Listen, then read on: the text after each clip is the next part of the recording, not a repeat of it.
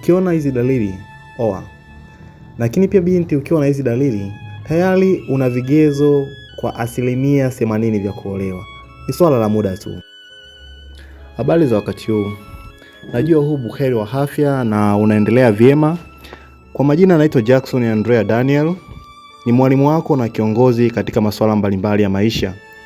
Katika siku ya leo pia niko na mada poa sana ambayo nitamani niweze kukuwasilishia wewe unaendelea kunifuatilia kwenye Reborn series. Katika siku ya leo nitakuwa na mada bomba sana. Najua umekuwa na malengo, umekuwa na ndoto, umekuwa na vitu vya kutimiza na shauku kubwa. Lakini siku ya leo nitazungumzia sifa za mke mwema. Je, umepanga kuoa? Je, umepanga kutafuta jiko ambalo litakuheshimisha? Hasa katika siku ya leo nitatumia maandiko matakatifu ambayo ni Biblia takatifu kwenda kukudadavulia na kukuonesha je, ni mke gani ambaye anaonekana bora sana na ni mwema sana katika maandiko matakatifu. Lakini pia kwa wale watakao kuwa wanaendelea kunifuatilia, unaweza ukafungua kitabu chako cha Mithali 31 na mstari wa 10. Tutaanzia hapo na tutaidadavua hatua kwa hatua ili uweze kufahamu je, huyo uliye naye ana sifa hizi? Na kama hana sifa hizi, je, anaweza akazizalisha sifa kama hizi? Na kama haiwezekani, je, umejipangaje ili kuweza kuingia naye katika hatua ya uchumba na hata kuelekea ndoa? Kama ukimwona hana hizi sifa na hizi tabia, shtuka. Kuna mahali unaweza ukawa unachezewa. Asante sana. Sifa ya kwanza, mke bora ama mke mwema waga anakuwa na thamani. Thamani yake hailinganishwi na kitu cha aina yoyote. Nikizungumzia hapa, naomba nikudadavulie kwa makini. Ukisoma katika hii Mithali 31 ukaanza mstari ule wa 10, anakuambia mke mwema ni nani awezaye kumuona? Maana kima chake chapita kima cha marijani. Ukisikia kima chake chapita kima cha marijani, maana yake kima ni kama gharama fulani ama kitu kinacholinganishwa na fedha, na marijani ilikuwa ni vitu vyenye thamani. Maana yake huyu mwanamke thamani yake ni kubwa sana kuliko hata thamani ya vitu. Maana yake hawezi akanunulika kama bidhaa. Je, mkeo ama mchumba wako kuna wakati amekuwa akiwaona watu wenye fedha na anapapatika? Maana yake si mke mwema, si mke bora. Kwa hiyo thamani yake hainunuliwi kwa fedha, lakini bali ni kwa upendo tu.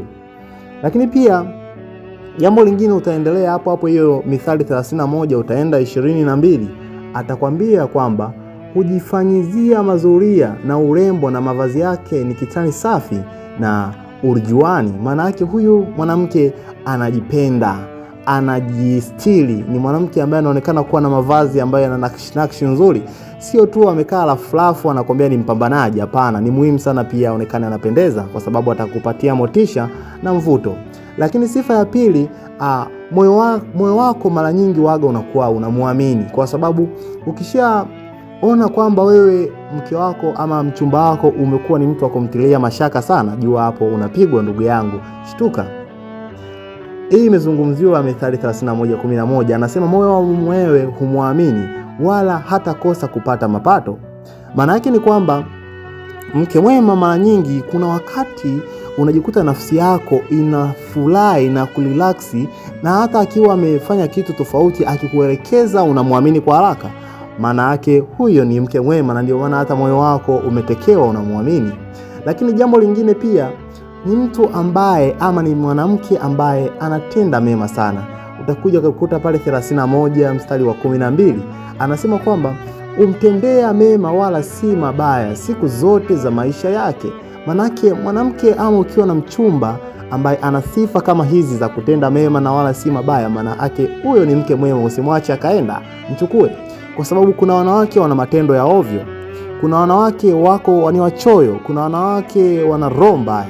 Manake ukimwona tayari ni mtu wa kutenda sana mema, pia ujue kuna dalili za kuonekana kuwa mke mwema, japokuwa sio garanti moja kwa moja.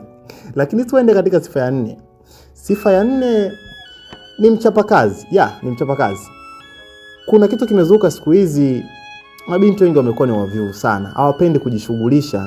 Zaidi kwa sababu teknolojia imekuwa hivyo, wamejikuta shughuli nyingi hawapendi kufanya wao binafsi. Ukiona binti ambaye unaye hata kupika tu hataki, anataka mnunue chakula, hilo ni tatizo. Maana yake inabidi umkimbie, sio mke bora na sio mke mwema kwenye maisha yako. Ukimwona kuna namna fulani anapenda yale mambo ambayo yana gharama sana, ambayo hayana msingi, lakini ni lengo la kukwepa ili asifanye kazi, maana si mke mwema. Hii imegusiwa katika kitabu cha Mithali hapo 31:13. Anasema utafuta sufu na kitani, ufanya kazi yake ya mikono kwa moyo. Maana yake shughuli yote anayoifanya unakuta ni mdada wa watu anachakalika vizuri, basi ujue huyo ni mke mwema, usimwache. Lakini pia sababu nyingine ama sifa ya mke mwema nyingine, ni mwanamke ambaye anaamka mapema. Najua mtalishambulia lakini ni sahihi. Atasema kuna watu wengine anaweza akawa anafanya kazi anachelewa kulala. Hapana, ninazungumzia hapa bila kuwa na sababu ama kuwa na factors ambazo zimepelekea akachelewa kuamka, na maanisha maisha yake ya kawaida. Ukiona binti ukiwa naye kwenye uchumba, muda wake wa kuamka ni jua limekwisha kuchomoza na ndio kawaida yake, amezoea nyumbani kwao, jua hapo hauna mke, kwa sababu anaamka frequency za ulimwengu zimeshamwacha. Lakini mke mwema ni mke ambaye anaamka mapema. Nadhani tumekuwa mifano mizuri kwa mama zetu, wamekuwa wakiamka mapema sana na kuweka mambo mawili matatu pale nyumbani sawa, na ndio maana mpaka leo hiyo wamedumu kwenye ndoa zao. Kwa hiyo nikushauri hata wewe chunguza awe anaamka mapema. Lakini pia kwenye kuamka mapema, sifa nyingine ni kuongezea hapo, sio mchoyo wala mdhurumachi. Utasoma kwenye 17, anasema hujifunga nguvu viunoni kama mshipi, utia mikono yake nguvu. No. Nitakuletea kwa wakati mwingine, lakini ni katika kipengele hicho si mchoyo, ni mtu ambaye anawapatia wajakazi ama watu wa ndani yake chakula. Yani 15, tena huamka asubuhi kabla hujaisha usiku, huwapa watu wa nyumbani mwake chakula na wajakazi wake sehemu zao. Kuna wanawake hawapendi kuwalipa watu kwa haki, wenyewe ni wazurumachi. Maana yake siku yupo atakudhulumu huyu mwanamke ama huyu mchumba, uwe naye makini. Sifa ya 6 ni mtu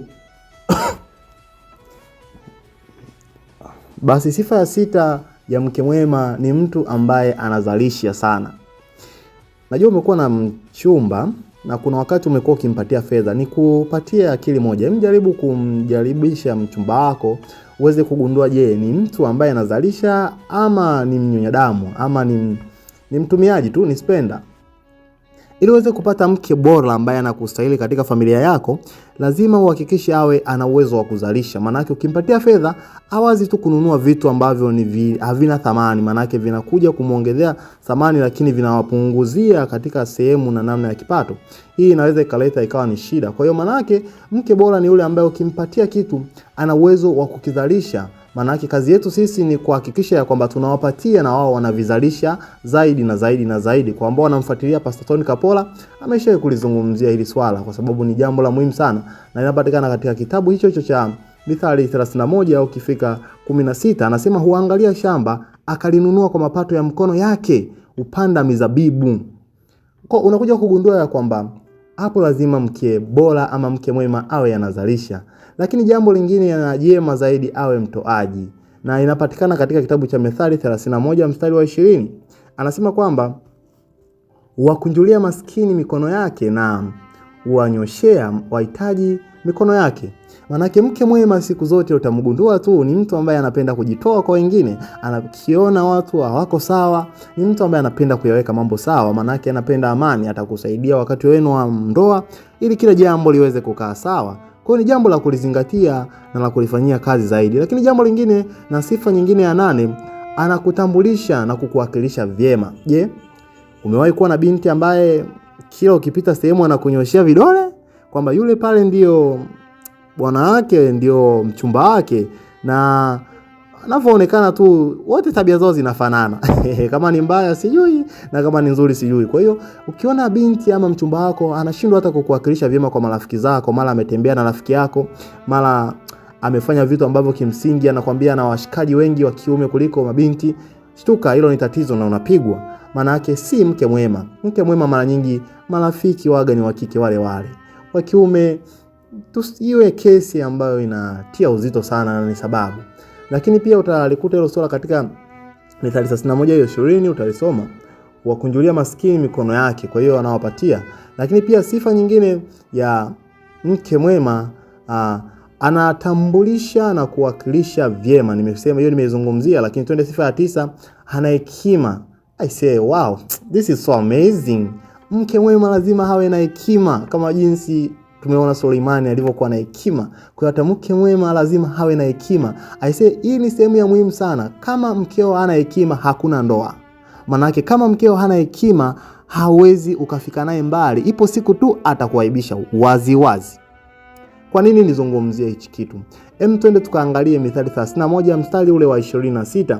Anasema ufumbua kinywa chake kwa hekima. Wow. Mara ngapi mke wako amekuwa au mchumba wako amekuwa ukiongea jambo lolote tu kama mwanaume anafoka, nipige, usiniambie, usinibabaishe. Ni kauli ambazo si nzuri kwa binti kumwambia mwanaume, lakini pia si nzuri pia hata kwa mwanaume kumwambia mwanamke. Lakini ujue ukiona binti ama mchumba wako mko katika kipindi cha uchumba ana sifa za kuonesha anakuwa anang'aka sana muda wote, shtuka rafiki yangu, hilo ni bomu linaweza kukulipukia ukiwa umekuja kuliweka ndani. Kwa tuendelee hapa 26 anasema na sheria ya wema katika ulimi wake. Maana yake sio mtu wa kwenda kusengenya watu na kuchonganisha watu mabarazani. Hii inakuwa ni hatari sana. Kwa hiyo mke mwema hawezi akawa anachonganisha watu mabarazani, ni mtu ambaye hana wema ndani yake. Lakini pia jambo jingine pia katika 27 anasema huangalia sana njia za watu wa nyumbani mwake, wala hali chakula cha uvivu. Maana yake hekima inamfanya awe mchapakazi, apendi watu wa uvivu katika malango yake. Lakini pia 28 anasema wanawe huondoka na kumuita heri. Mumewe naye humsifu na kusema binti za watu wengi wamewafanya mema, lakini wewe umewapita wote.